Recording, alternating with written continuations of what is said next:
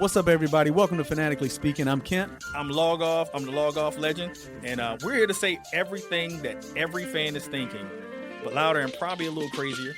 Get ready. This is Fanatically Speaking with Kent and Log Off. You know what's funny? Like, I'm not a social media hater. I'm a social media hater. You know what I mean? Yeah. I don't want people to think that I get on the internet and start hating people on social media. That's not what I do. The first half was absolutely horrible. You know, just inept offense, inept defense, special teams, you name it. I'm going to turn into Oprah. Why were you so angry? He sucks this season. This game, whatever's going on, right? And the very next pitch, guess what they do? They double homer, and he's like, "Told you, Dad. Why are you always knocking down people?" You got the highs and the lows. Yeah, so I do that. You need the highs and the lows, and so I do that. Yeah, but I'm trying to be the voice of reason here. I am what I am.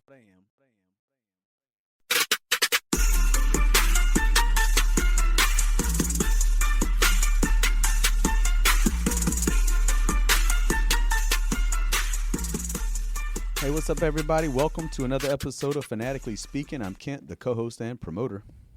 I am Log Off, the Log Off legend, the hater of all things social media. I am the co-host and producer of the show.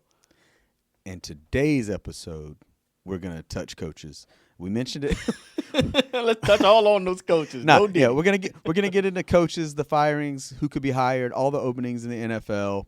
We mentioned it in the last episode. We didn't get to it in that episode, so ran out of time to this episode. But it's actually for the best, man. A lot of movement since then. Yeah, big moves. Some things we saw, some things we kind of foretold, and I got to be honest. I mean, you could tell me if you disagree, but some of them I did not see coming. No, most of them I agreed, and a few I didn't. A few I didn't as well. Yeah, I agree with you. But no, man, I'm following your lead. All right. Where do you want to start, man?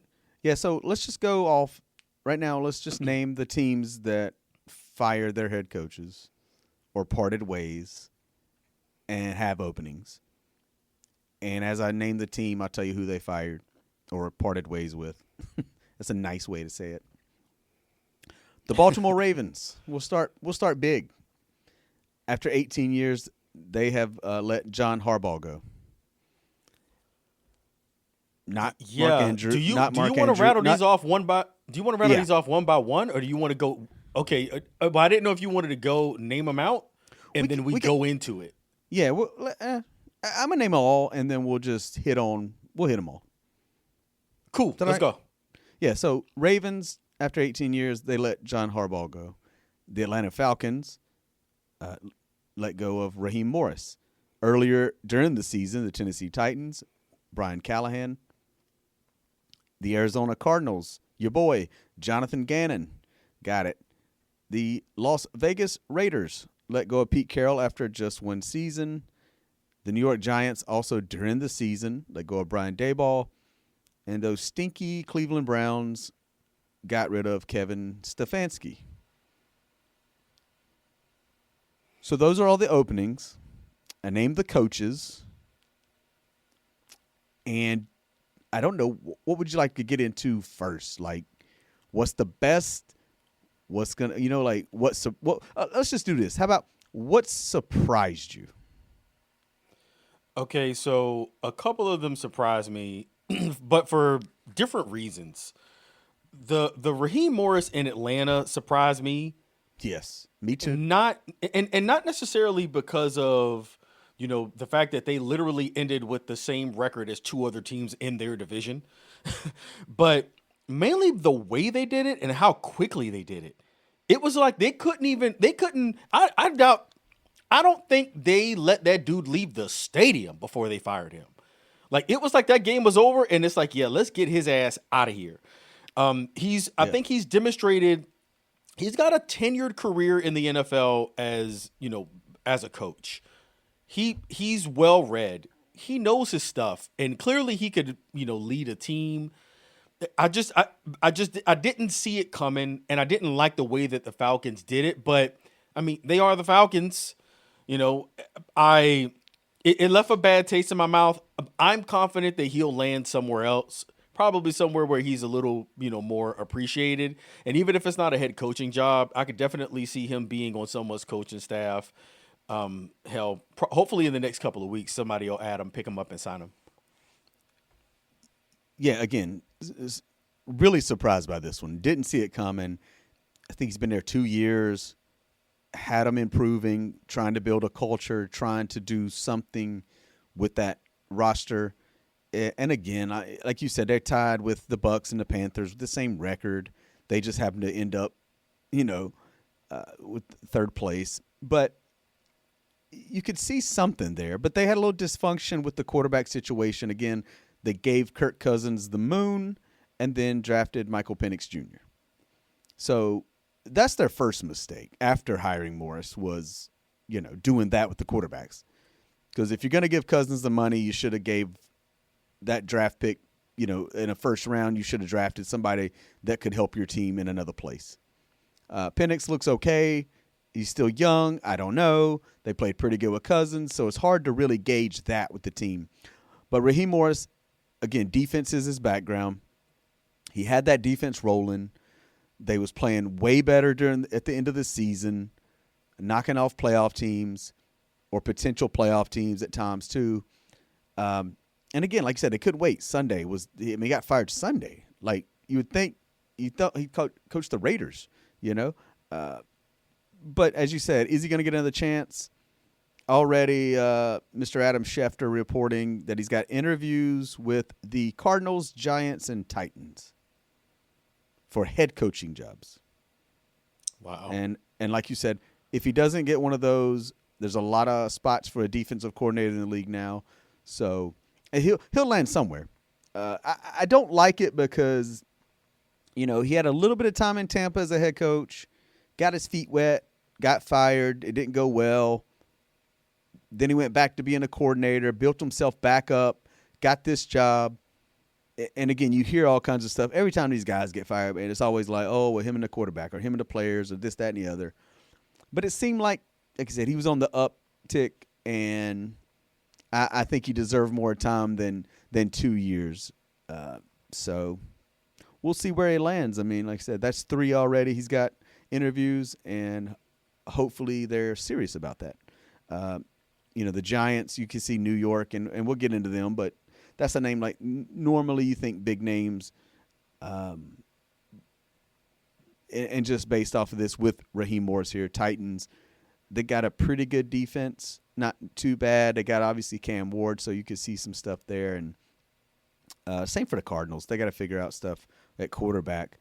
So, but yeah. Anyways, hopefully he gets another shot, and I'm assuming what's another one that surprised you, and maybe we're the same here too. I mean, listen, I don't understand the rush to let go of a tenured, proven head coach. Stability is something that's very hard to find in the NFL. So and it's interesting because when we were recording the last episode, we actually got the text that John Harbaugh had been let go from the Ravens.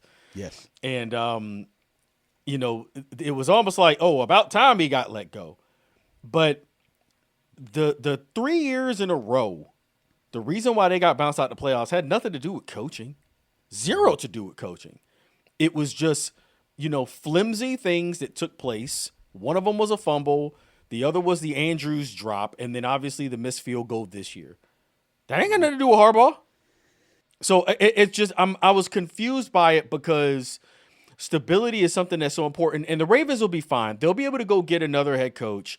I don't know who they're going to be able to get that's better than Harbaugh and is more proven than Harbaugh and that meshes well with their franchise MVP level quarterback in Lamar Jackson like Harbaugh.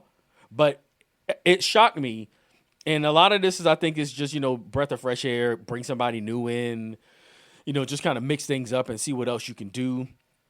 Some examples that were kind of thrown out was like, this is kind of reminiscent of Andy Reid leaving Philly. And then, obviously he goes to Kansas City and has a whole new career where he just wins Super Bowls. So Harbaugh actually has the ability to do something like that. But, for me, if I have that guy in my building, I don't want him to leave and go coach someone else, especially when the issues and the gaffes that are taking place don't have to do with coaches. It's just horrible luck. So, yeah, man, it threw me off, came out of nowhere. But I mean, we all know this. He's going to get a great job. He is the top coaching candidate that's on this list. Yes. He will be able to pick whoever he wants. He will be able to pick when he starts. He'll be able to pick whatever staff he wants. And teams will bend over backwards to get someone who is that stable and an energetic coach that can build a team up. He's going to be fine. So on one hand, I'm very, very happy for him. And on the other hand, it just sucks to see him go out like that. Yeah, I would love to see, who the Ravens get to replace him that they think can get them, at least this group, over the top and to that next level. I think that the knock probably on him is, I've heard like using timeouts, not running Derrick Henry enough in certain situations. And again, you got this talented roster and you haven't got to that, Super Bowl mini AFC championship game. So I think that's probably the knock. But again, Tomlin and Harbaugh always connected, division rivals. Obviously, it came down to that game as well. I saw a funny meme that had the kick. It had the goalpost, so it had, if it went through that kick, Tomlin's fired, and on the right and the left, Harbaugh's fired.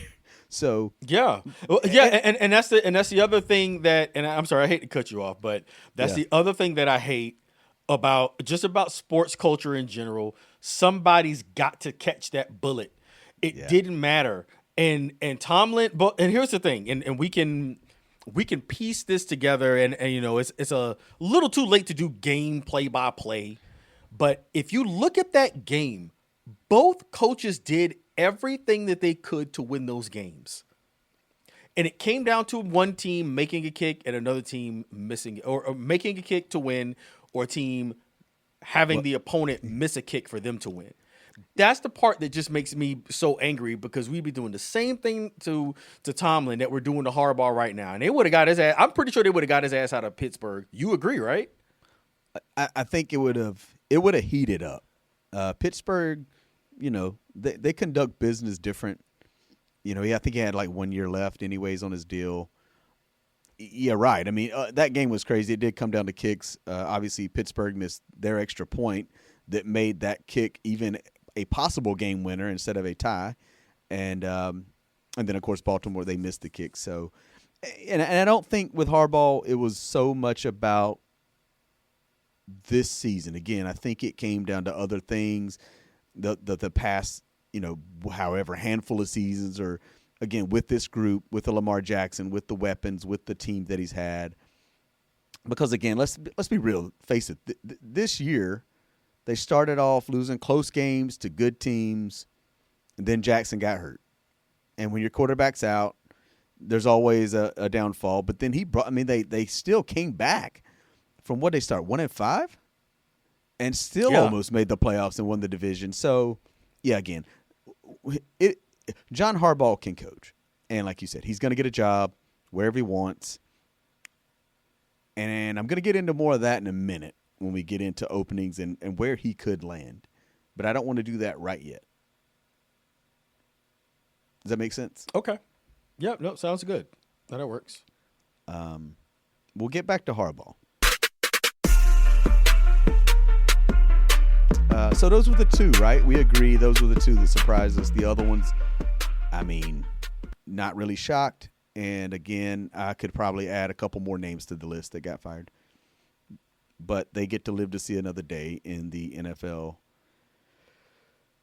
coaching ranks, unless something changes, between now and the Super Bowl. So. Got it. Yeah. All right. So let's get into which job is the best job of the openings right now. Okay. Out of the open head coaching positions, the thing that makes this difficult is you can answer that question in multiple ways. You can answer it as which one has the best potential.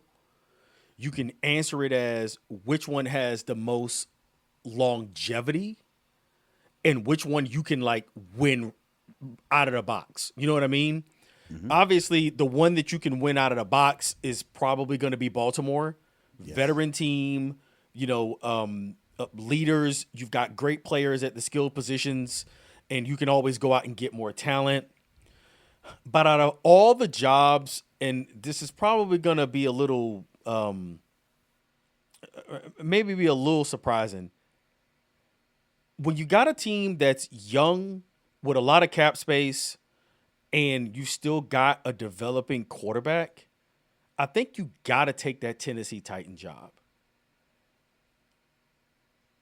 Number 1 overall pick, Cam Ward, we saw what he did in Miami, and he struggled this year, obviously got banged up, but Tennessee is a stable enough franchise, and the benefit is if you take that job, they'll give you 3 or 4 years to get them to a point where they can actually win and compete in that division. So for me, just kind of looking at all of them, that's the one that kind of stands out to me because like they got a quarterback that they're going to stick with. Like he's gonna have to stink it up in order for them to get rid of him. But for me, yeah, man, I'm gonna go with a proven stud quarterback that's gonna take some time to develop. Much like Trevor Lawrence, it took him a while for Trevor Lawrence to have this season that he's having this year, and he's had good years. But he sounds as if he actually got his groove now. And I think that's what's going to take place with Cam Ward. Yeah, I agree. I sent you the list of teams. Yeah, Ravens, obviously, they're only a few pieces, but they have, again, they have MVP quarterback, one of the greatest running backs. They just need a couple more pieces, but they're obviously always in contention for the playoffs in the division. So that is an obvious. And then when you get into the other ones, again, cap space is big. And you're right. I think quarterback is key. And if you look at all the teams, they all, Raiders have the top pick, so they're going to draft a quarterback. The Cardinals, Kyler Murray, rumors that they may be done with him, just like Miami's kind of done with Tua, and I think Tua's done with them. But again, yeah, Cam Ward, top pick in Tennessee, obviously cap space, $105 million. Raiders, gonna have the top pick, $100 million in cap space. The Giants, big market. They got Jackson Dart. They got Scatterboo. They got Neighbors. They got a great defense. Browns, I don't know. I don't know if that might be the worst job. And I like Shador, and I like, Myles Garrett's a beast. They are in the negative at the moment. So they've got moves to make to clear up and need some pieces for that job. And the Falcons, we mentioned them earlier, talking about Raheem Morris, and they got Penix, they got Cousins. They're in the negative as well, so they got to figure out their cap space. But here's what I also put into play here. And sometimes it works when I talk about this and think about when these coaching vacancies come open. I look and I look at the now, and I look at the division they're in. How tough is it, right? Yeah. And I said that when the Raiders got Pete Carroll and they added their pieces, I'm like, man, they got to play the Broncos, they got to play the Chargers, they got to play the Chiefs. That's not a good job. Now they got a lot of cap space, going to have their top pick. We've seen bad teams get built up when it's constructed the right way, and the head coaches like a Sean Payton in Denver, a Bo Nix, and he built that team, and they all now look at them winning the division. So yeah, and by the way, hold on, and they got lucky. Because for 2 years they were screwed after that Russell Wilson contract. So you're right. You're right. Yeah, I mean, like it was. So they caught a break. They happened to get a cheap quarterback that they could still pay Russell Wilson the rest of his money. He moved on, and you know what I mean. Imagine the situation that they're in. It's a roll of the dice, and it worked out. Because like you said, it's not going to happen with Miami and Tua. It's not going to happen in Cleveland with Deshaun Watson. So good for them. And they got the 1 seed with a bye. So, yeah, the Lord blessed the Denver Broncos. They worked it out. They were in a spot, like you said, paying Russell Wilson to leave. And paying Russell Wilson to leave and kicking him out of his office. So I like your pick with the Titans because as good as the Texans are, as good as the Jags are, and the Colts are serviceable, depending on, that's a division. The AFC South is a division that the Titans could turn around and then compete. Like I said, the Texans, Jags are really good this year. But again, with all that cap space, young quarterback, good defense, decent, obviously can get built up. That's a good spot. The Giants, NFC East, always tough, but, they can compete. And it just takes the right coach. Again, coaching matters. But I look at, like, the Falcons. If there ever was a division that you just need to tweak a little, that team, the Falcons could come back next year and win the division, right? Yeah. They're all like even. If there ever was an even division right now in football, it's that NFC South. So they've got a lot of the pieces. We shall see. Like I said, I agree. I agree with that Titans. That Raiders, man, is tough. But if I had to make a decision. And not only this, and again, I hate to cut you off on that, but the other thing about the and I still want to call them the Oakland Raiders. God, I'm so old. The thing about the Raiders is they'll get the number 1 pick. They could always, if I'm the Raiders, man, I might trade that pick to go get me something that's a little more solid. I might put a package together, and get me something that's stable. That's something that. I mean, Tom Brady's part of that ownership group now, so he's in the front office. He knows talent. I mean, he was essentially the de facto GM when he won a Super Bowl in Tampa. So I could see him putting things together to make that stuff work, but they don't have it right now. So I can't roll with them. And I know that the son of Al Davis, he's done a good job kind of staying on the side and hiring professionals to do the job, but I gotta see it first. So I have to put them on the shelf for now. If they make the moves, who knows? Maybe they could be a formidable team in the next 2 to 3 seasons. But right now, like, no, I just don't trust them. Having that number 1 pick is just not flashy to me. It don't mean nothing. Yeah, I mean, you got to hit it out of the park. That's that pressure. Yeah, you got to make sure there's a Fernando Mendoza, Dante Moore are the 2 names, and they got to get it right. But it's always good to start with that young quarterback, and then have a veteran to teach or whatever they need. But they got $100 million, so they need a lot of pieces. So hopefully they draft well. Hopefully they spend their money right. Just to go opposite of you, I'm gonna go Falcons job just because, again, the division.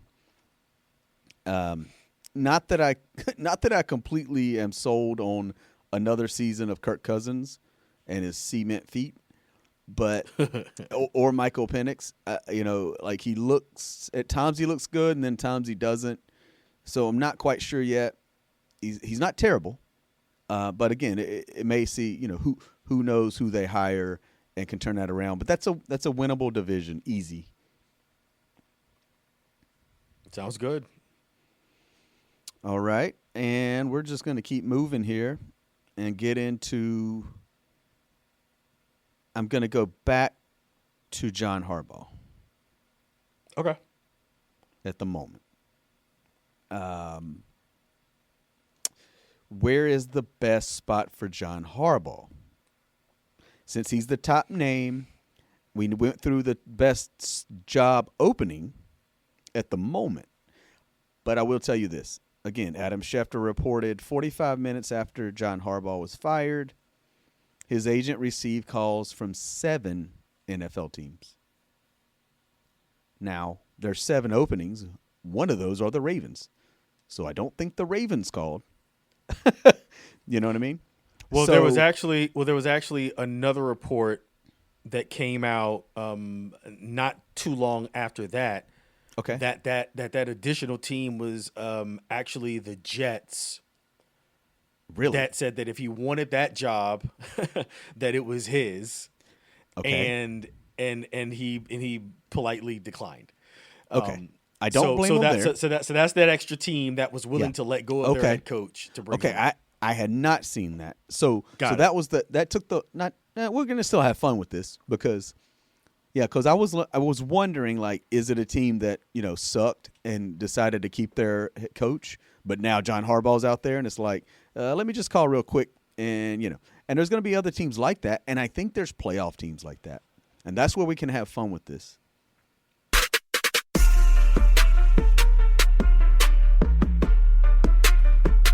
Okay. The playoff. No, go ahead. So I was just gonna say, I've got two teams that say they get bounced in the first round in this wild card weekend. That they're gonna do their due diligence to check on Harbaugh before they pull the trigger on the firing, but obviously there's always backdoor conversations. I also think that John Harbaugh will not take a job until the playoffs are kind of dwindling down, like a few round, like wild card divisional, and then let's see, right? Let me see if any of these playoff teams fire their head coach. I think he's got all the time in the world. I think most of these teams are going to wait on him. I think some of these teams, I don't think he would take the job. I don't think he would take Cleveland. I don't think he'd take Arizona just because the quarterback situation. I could see him taking all the other jobs. But I've got two teams, like I said. So can you – I'm going to let you try to read my mind. What two teams? Well, to me it's only one. Okay. Like, to me it's only one, and it's Harbaugh. Again, he is heavily coveted, and he can write any number down on a piece of paper. They'll match the number. Right. He needs a team that has talent, but it still needs to be cultivated, maybe developed, maybe make some acquisitions, maybe make some trades. But to me, the only team that I could see him like taking the head coaching job is the Giants. Okay. Out of the teams that are available. Is that what you're saying? Out of the teams that have head coaching vacancies, right? I see him going big and taking that Giants job. Okay. Okay, let's talk about that then, and then let's talk about the playoff teams that could. Okay. Get if they lose in the wild card, but so you think the Giants? I think that's a great spot. Obviously, like I look at they got a great defense. You think about those Ravens teams and their defenses. They obviously have a young quarterback who showed he can play. A great running game when Scatterboo was in there and he was healthy. Again, weapons on offense with Neighbors. They probably need like another offensive lineman, another receiver. There's just a few more pieces. And they could be right there and battle in a really good division. But at the same time, so he's 63. So that's some more win now situation. I don't know that he would be a part of a rebuild. Raiders with a rookie quarterback, the same division as his brother. It's going to be a tough division no matter who the Chiefs have. I don't think they're just going to be one and done this year. I think they'll bounce back. I think it comes down to quarterback, and again, and I like what you're saying there. I like that. Yeah, he's got to believe in the quarterback. So if he doesn't, like I said, Cam Ward, Titans could be a spot, but yeah, I think the change of scenery to a big market like New York, he doesn't buckle under pressure. He's used to it. Obviously he's been in the league 18 years with the Ravens, and even before then. I like your pick. I'm going to agree with you. Out of the openings, the Giants is probably the best spot for him. And I really kind of hate to take the wind out of your sails because Okay. you're trying to have fun with it, saying the playoff teams. Oh yeah, I think there's two. That maybe get bounced early. But here's the thing, and we can still have fun with it. But I just want to say this, get it on wax. Okay. We both know that every NFL team is owned by billionaires. And the one thing that billionaires are impatient. They're going to do everything they can to have John Harbaugh signed within a matter of days. I don't think it's going to take so long to where teams get bounced and then now all of a sudden they have an opportunity to go and sign a head coach. I don't think there's going to be enough time. I think that the teams that are available, they're all in a race to go get the best candidate that's available right now. Now, other candidates may still come available, to your point. If Tomlin gets embarrassed, man, they might let him go. And now that's another coach that's out there. But and it's in, six in one hand, half dozen in the other. Who you think is better, Harbaugh or Tomlin? I don't want to make that a debate. But I think we can say that they're at least comparable. And out of all the coaches that are out there right now, those are the two top coaches that would be available just based on the rumor mill, and teams would try to sign them lightning fast. So there could be better jobs for him, but I just don't see this pool of desperate ass NFL teams with desperate ass billionaire owners. I just don't see them letting him sit so long to let somebody else come and scoop him up. Well, he's not going to sit long. The weekend. Gotcha. It's this weekend, and like I said, like behind closed doors, and like you said, agents and calls. Like if the Jets are calling, then these playoff teams are calling too. Again, before they pull the trick, they're making deals behind closed doors. I don't care what anybody says. So, yeah, I mean, I'm just being honest. Like we've seen it. We'd be like, man, I can't believe they fired so and so, and then like the next day, hey guys, we hired this guy. They had the deal in place. They already knew. They knew who they wanted. Yeah. So, two teams that I think in the playoffs that if they get bounced could go after Harbaugh, could fire their head coach, and that's the Green Bay Packers and the Buffalo Bills. Okay, I did not see the Bills. All right. I do think. Again, no Chiefs and Mahomes, no Ravens and Lamar. Who else is missing? No Burrow and the Bengals. We talked about this when it came down to the Buffalo Bills and Josh Allen. All his enemies, all his the ones that have held him back or given him the most trouble, toughest games in the playoffs. Say whatever you want. It's mainly Mahomes, but Burrow got him. I think Burrow got him too. I can't remember now. But anyways, I think he did. Correct me if I'm wrong. But yeah, I think he did. So McDermott, again, it's kind of like Harbaugh. He ain't been there as long, but he's been there. And Buffalo's been right there. This is their best shot. And I know we disagree on who's going to win that game. And again, we're talking as if we're going to, this will be after wild card. But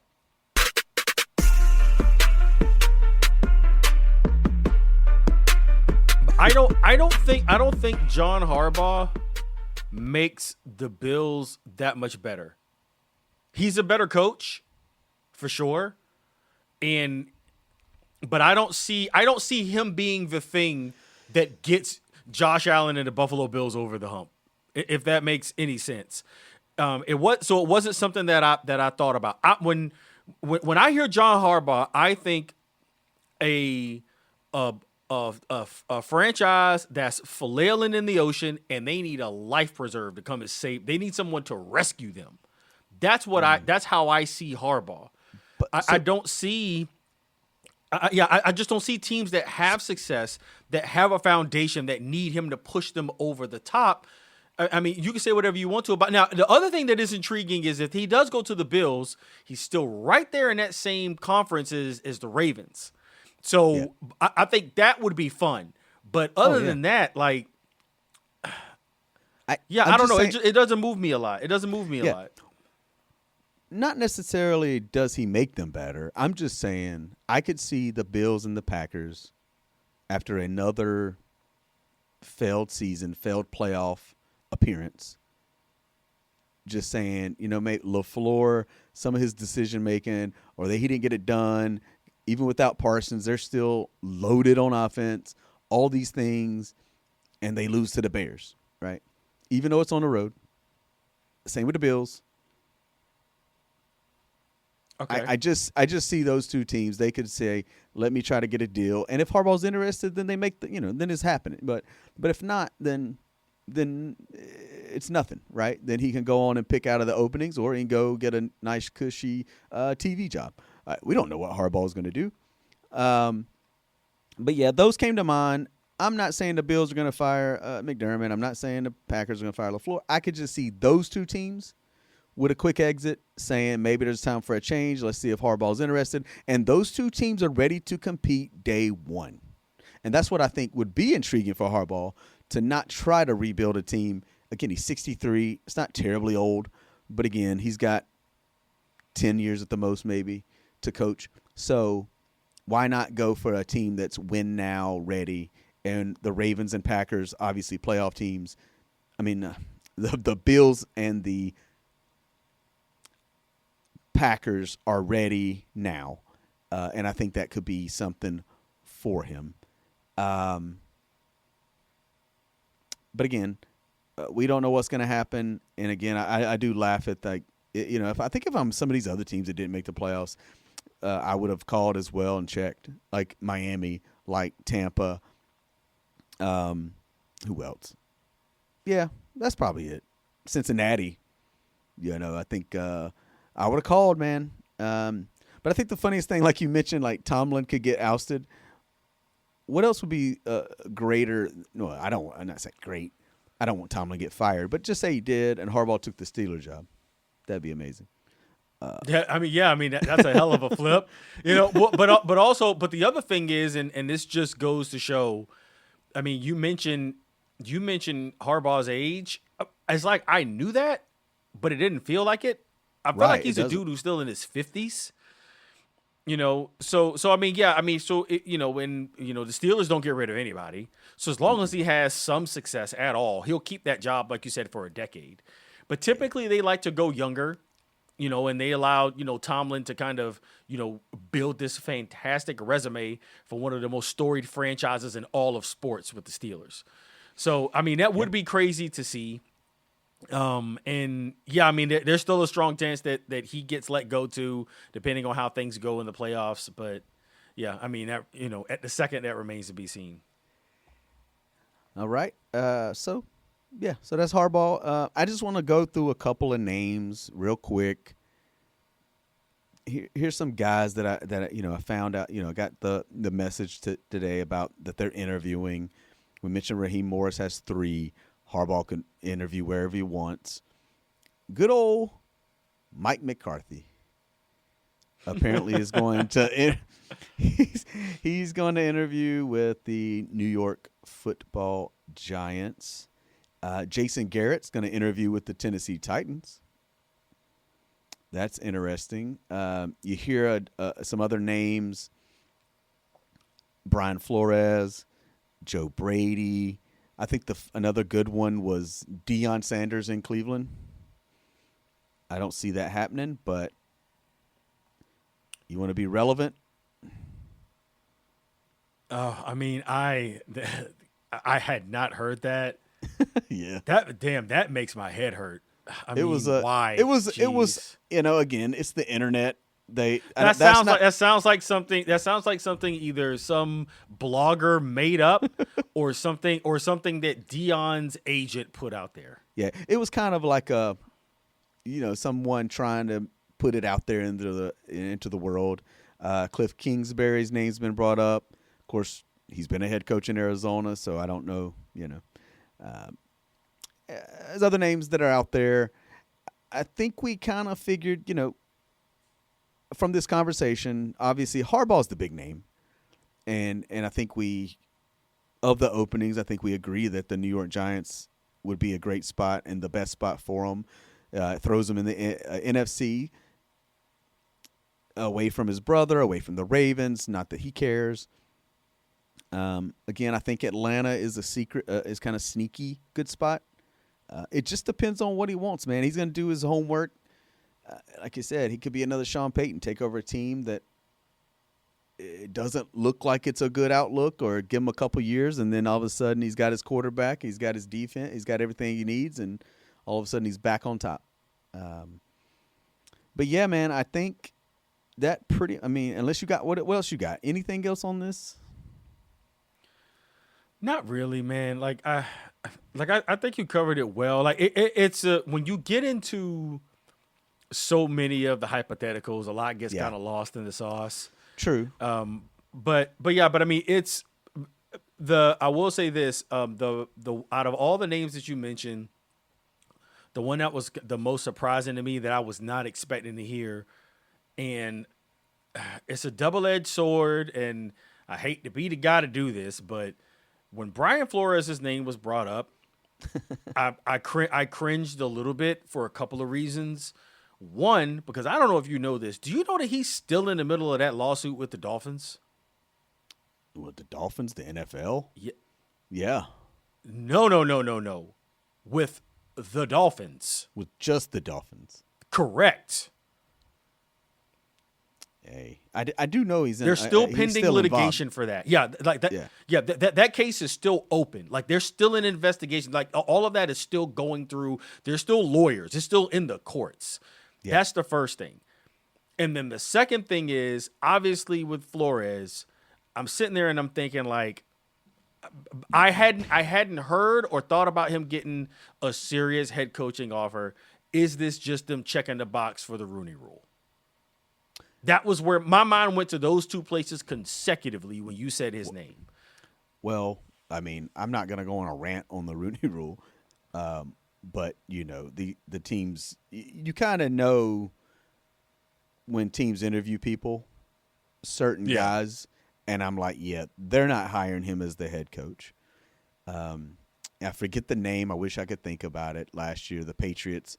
And that was just, again, like we were, talking about, when you know your guy, you want your guy, you get your guy. Mike Vrabel was the top coaching candidate. Patriots knew that's who they wanted. And like I said, I cannot remember who they interviewed. And I'm just like, they're checking a box because we all know they're hiring Mike Vrabel. I mean, he wasn't even, like I said, I hate that I can't think of the name, but he wasn't even a head coach at the time. I don't even think he was a coordinator at the time. I mean, it was just kind of like a random guy. And I'm just like, come on, man. Like, come on. But Flores, just back to Flores, though, I thought he did a good job in Miami. I think he got a raw deal in Miami. I think he deserves another shot. I think he's going to be a free agent, even as a coordinator. So another name, if he doesn't get a head coaching job, then he's going to be a defensive coordinator somewhere. But yeah, I think he deserves another chance. I mean, that's just me. But like I said, no, and so do I. I mean, again, Miami is keeping gold rim glasses, but Brian Flores got kicked out after improving every year. So go figure. Yeah, every time. All right. So I think we're done. We'll see what happens. With this. Obviously, this can be drug out sometimes with the playoffs and then waiting on coordinators. I know a few of them are interviewing the ones with the bye weeks, and let's see what comes out of this. I think next week, the next few weeks, it'll start heating up with the hirings, and if there are any more firings. Yeah, it'll be interesting to see how things play out in the next few weeks. And, maybe there are some names that we haven't thought about, maybe some coaches that are in some different situations. Or maybe with all these shakeups, this is a lot of people just kind of sitting out there in the open market. Maybe teams use it as an opportunity to maybe get rid of a guy and bring somebody else a new in. So, yeah, anything can happen over the next few weeks. So, yeah, it'll be interesting to see. Every season, it's a coaching carousel. It's the sucky part of the business for guys. They lose their jobs. It gets posted everywhere that they got fired, and but the good news is they get paid. So millions. Yeah. So they'll be okay, and there's always another job or a cushy TV job, or they go back to coordinating. Coordinating. So you never know. All right. So I think that's it for this episode of Fanatically Speaking. Again, I am Kent, the co-host and promoter. I am Log Off, the Log Off legend, the hater of social media. I am the co-host and producer of the show.